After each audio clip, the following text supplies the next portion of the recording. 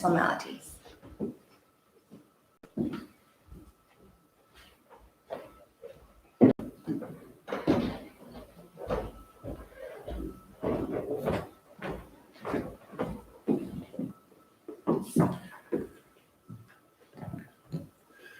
Ladies and gentlemen, good morning and a very warm welcome to Government House, Yarralumla. Dawa Nuna, Dawa Nunawal. I'd like to acknowledge the traditional owners of the land on which we meet, the Ngunnawal people, and pay my respects to their elders, past and present, emerging leaders, and all Aboriginal and Torres Strait Islanders gathered here today. My name is Paul Singer and I'm the Official Secretary to the Governor-General. And as this badge signifies with its cross quills, I'm also Secretary of the Order of Australia, whose Council recommends appointments and awards in the Order's General Division to the Governor-General, who is Chancellor and Principal Companion of the Order. I'm also the Secretary of the Australian Bravery Decorations Council, the body which makes recommendations to the Governor-General for bravery awards. Before we start today's ceremony, I'd like to acknowledge that despite the challenges posed by the current pandemic, we're delighted to be able to host today's ceremony in a COVID-safe manner. We are grateful for your understanding of and compliance with the measures that we've put in place to assist with everyone's safety. Today is a special day, not only for the recipients, but also for their families, friends, and their communities. It is a day when we celebrate a diverse range of impressive achievements and service. The Australian Honours System provides a wonderful mechanism through which we as a nation can recognise and celebrate ordinary people doing extraordinary things. Since its inception in 1975, over 420,000 people have been recognised for their meritorious, bravery, military or national service. The Order of Australia is the principal means of recognising outstanding service, and it's important to note that nominations come from all parts of the community. Anyone can nominate. As staff at Government House, my colleagues and I are privileged to play a small part in the recognition and celebration of that achievement. I hope we can help make today an occasion that you will all recall with pride for some time to come. Shortly, I'll invite you to stand as Your Excellencies the Governor-General and Mrs Hurley enter the room and remain standing and join in the singing of the first verse of the Australian National Anthem. The investiture will then begin and proceed in the order listed in your programs. After I read their names and citations, the recipients will enter the room from the doorway on my right, and after they've been invested, will leave by the central aisle to take up their seats at the back of the room. At this point, you might like to show your appreciation with a short applause as the recipient returns to their seat. At the conclusion of the ceremony, I'll invite recipients to join their excellencies for a formal photograph on the state entrance stairs. And after those photographs have been taken, their excellencies and recipients look forward to joining with you in the dining room for refreshments. So please relax and enjoy this very special occasion. Ladies and gentlemen, would you please stand for the arrival of Her Excellencies the Governor-General of the Commonwealth of Australia and Mrs Hurley, and for the singing of the Australian National Anthem.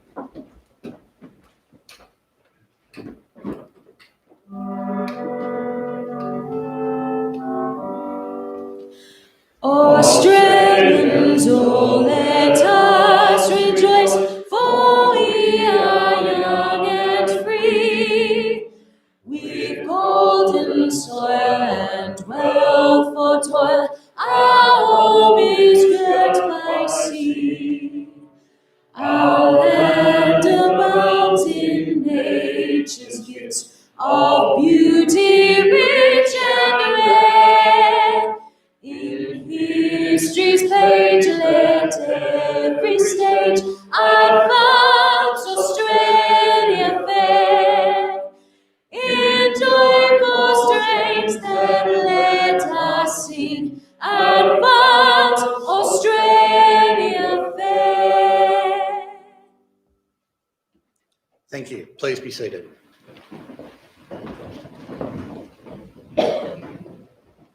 A very warm welcome from Linda and I and the team here at Government House at Yarralumla to our somewhat apprehensive and nervous recipients, and to families and friends here representing, of course, a broader community of support for each of our recipients. And well done with singing the national anthem. Small group choirs are going very well this week, so well done.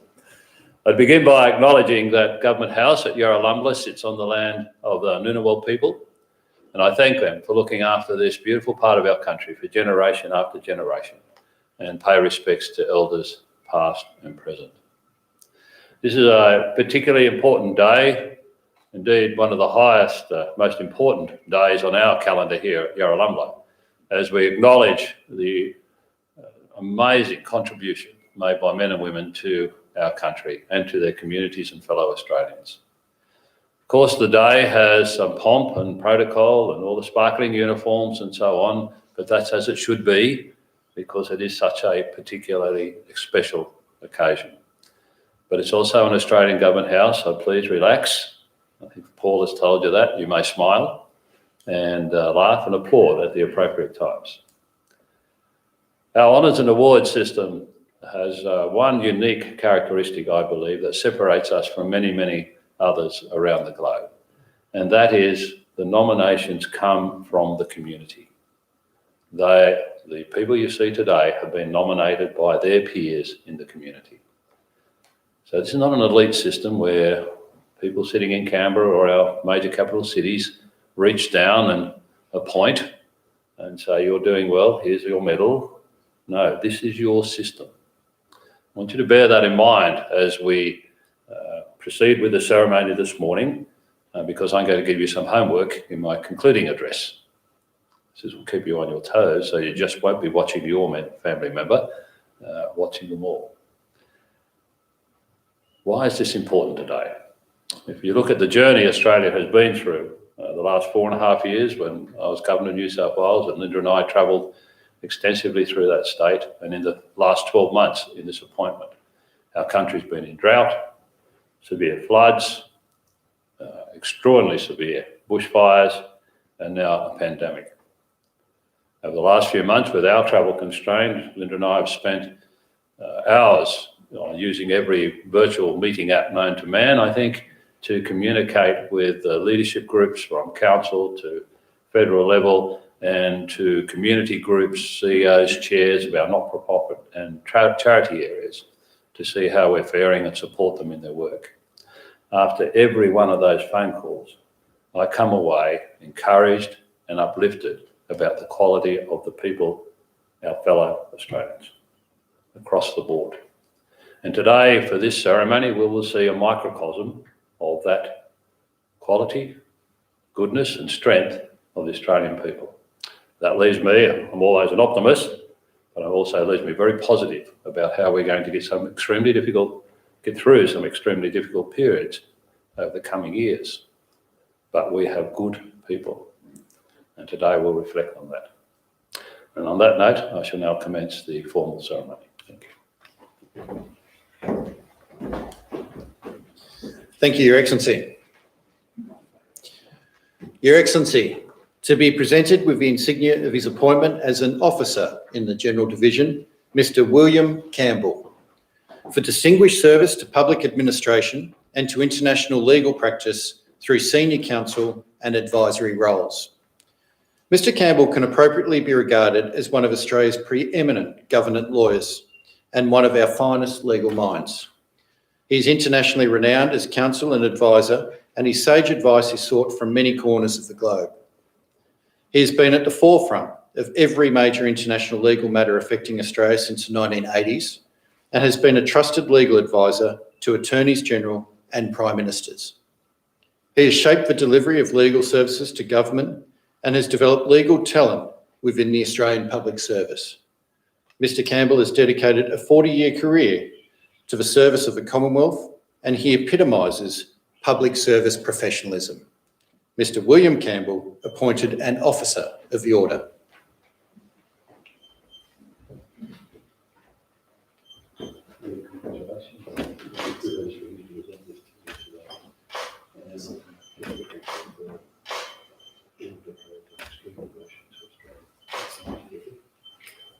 Sorry, we don't normally do it this way.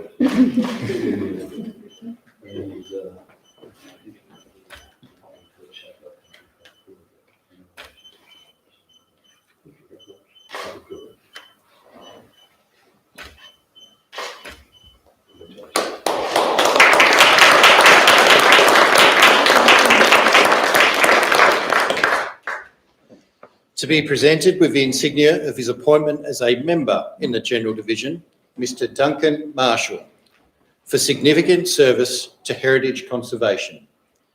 Mr Marshall has been a strong proponent of cultural preservation throughout his long career. His training as an architect, coupled with his interest in historic built heritage, has made a valuable contribution to the conservation of heritage in Australia. He has also volunteered as an advisor and lobbyist on behalf of a range of local, national and international organisations. This has taken his work beyond the technical areas in which he is an expert into community activities on behalf of heritage conservation at very high levels. Without the willingness of people of his expertise to play a broader role in the community, the task of conserving Australia's unique heritage would be that much more difficult. Mr Marshall's passion and commitment are to be commended. Mr Duncan Marshall, appointed a member of the Order.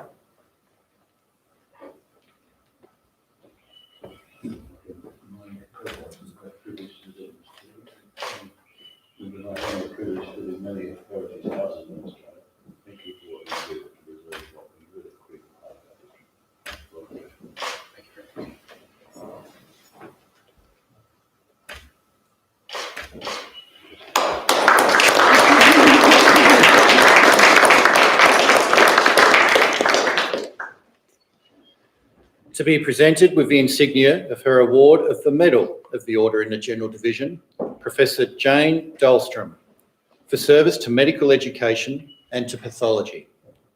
Professor Dolstrom is a highly regarded diagnostician who has worked for many years as a senior staff specialist and professor of anatomical pathology at the Canberra Hospital, specialising in breast diseases and perinatal pathology. She is a leader in the profession and deeply engaged in research and the teaching of medical students. She's been active in the professional affairs of the Royal College of Pathologists of Australasia and has made a sustained contribution to the work of the Australian Medical Council. Professor Dolstrom's extensive and impactful commitment to her peers, to her profession, to her patients, and to the education of future generations of doctors makes her richly deserving of this honour. Professor Jane Dolstrom, awarded the Medal of the Order.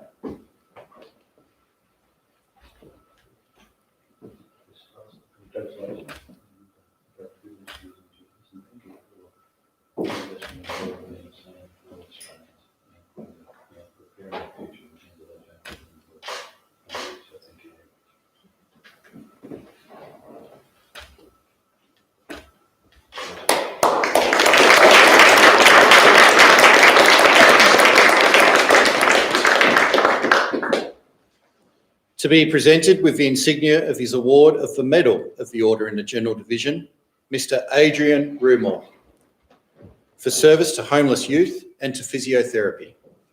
Mr Rumor has displayed a genuine dedication to the welfare of young people in the Canberra region for over 30 years. He has been continuously involved with Youth Care Canberra as a voluntary board member and has been instrumental in establishing fundraising programs and coordinating major fundraising events. He's also been involved in the Carriage program, a community-based support initiative for disadvantaged youth, and has been a generous mentor of staff. Additionally, he has provided pro bono physiotherapy services for youth care clients.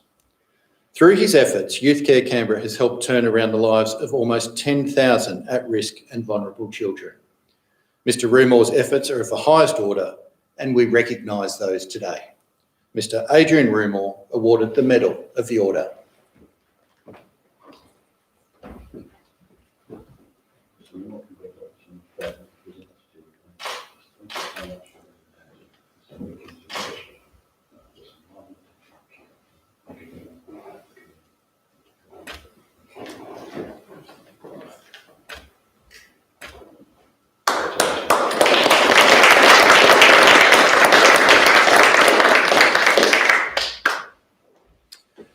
To be presented with the insignia of his award of the Medal of the Order in the General Division, Mr Lt Threlfo, for service to the community through emergency response organisations. Mr Threlfo has been a stalwart of the Snowy Mountains community, particularly as a senior leader in the emergency services sector. He was a foundation member of the Marine Rescue Alpine Lakes in 2011, a volunteer service committed to the safety of the boating community who use those waterways. Under his leadership as commander, the unit has grown in strength and now boasts 39 professionally trained volunteers. He has worked tirelessly in consultation and cooperation with the Snowy Monaro Shire Council, Snowy Hydro and Marine Rescue New South Wales to deliver the facilities and resources the unit needs for its vital, life-saving work. Mr Threlfo is a highly valued and appreciated member of the community. Mr Leslie Threlfo awarded the Medal of the Order.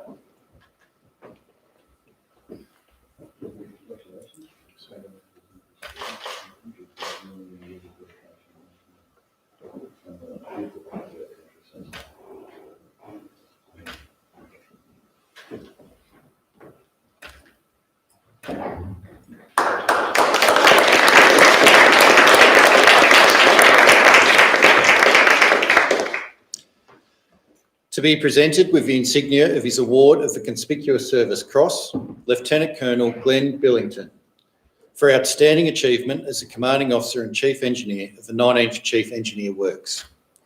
Lt Col Billington has a thorough understanding of the Pacific strategic goals outlined in the Defence White Paper 2016.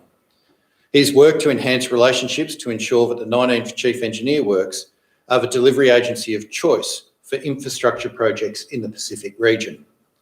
He was also vital to the planning and delivery of the complex and important Army Aboriginal Community Assistance Program. Lt Col Billington has, through the establishment of projects in Papua New Guinea, Fiji, Vanuatu and the Solomon Islands, greatly enhanced the standing of the Australian Defence Force in the Pacific region.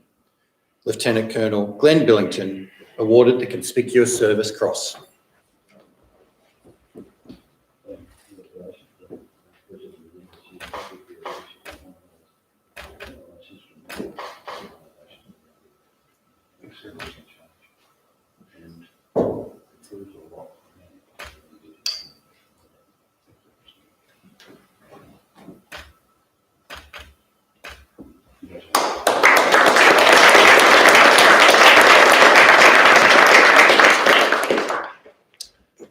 To be presented with the insignia of her award of the Conspicuous Service Cross, Lt Col Claire O'Neill, for outstanding achievement in the field of professional military education and strategic engagement.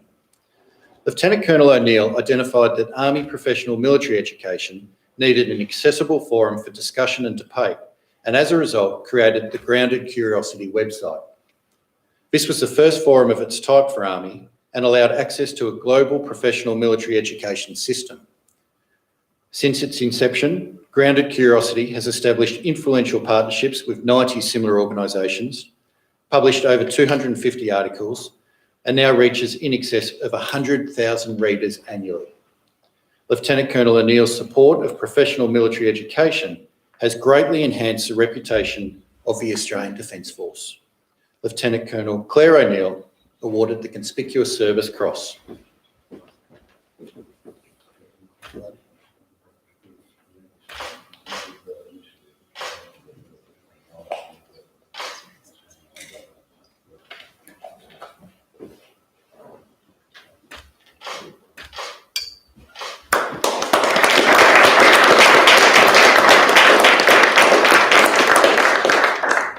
Your Excellencies, ladies and gentlemen, that concludes this morning's presentations. We have acknowledged each of the recipients individually. I think it'd be a right moment now to acknowledge them as a group and thank them for their efforts. Well done.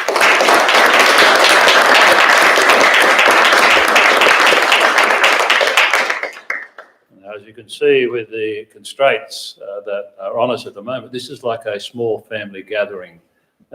So 7 recipients this morning, and we've been rolling those out this week and we'll continue next week. It distorts our view when there's small numbers of the broader composition of the group we're recognising over this 2 weeks. But that brings me to your homework. As I stated in my initial comments, this system is in your hands, essentially. We drive it, we'll fund it, we push it through, we mould it, but the nominations come from the community. You've seen, particularly in our civilian members, recognise today the breadth of activities, contributions that our community, our members make. I need you to go back home now, and for those listening and watching, look in your community and nominate. Without the nominations, the system will not fundamentally change its current form. At the moment, we only recognise annually about 40% of the number are women. That's not good enough. It's improved, needs to be better. Our multicultural representation and our Indigenous representation needs to lift. So please, go back, consult, gather with friends, look in your community, and please nominate. The system exists because of that. That's your homework, and I anticipate being here in 2 years' time and see the results of it. So thank you for taking that on. On that note, we'll conclude the ceremony now. Linda and I look forward to joining with you in the dining room, and for those who wish to venture outside, it's a beautiful day out there, and getting to know you a bit better, meeting our recipients, and reflecting on their contributions to our country. Thank you very much. Thank you, Your Excellency. Ladies and gentlemen, to assist with the homework that the Governor-General has issued, I do encourage you to access the Governor-General's website, where there's plenty of advice on how to nominate someone that you think is worthy of consideration for recognition within the Order of Australia. I now invite the recipients to join their Excellencies for a photograph on the state entrance stairs, and for guests to remain briefly in the the drawing room until their Excellencies and recipients have departed. Would you please stand for the departure of Her Excellencies the Governor-General, Mrs Hurley, and the recipients.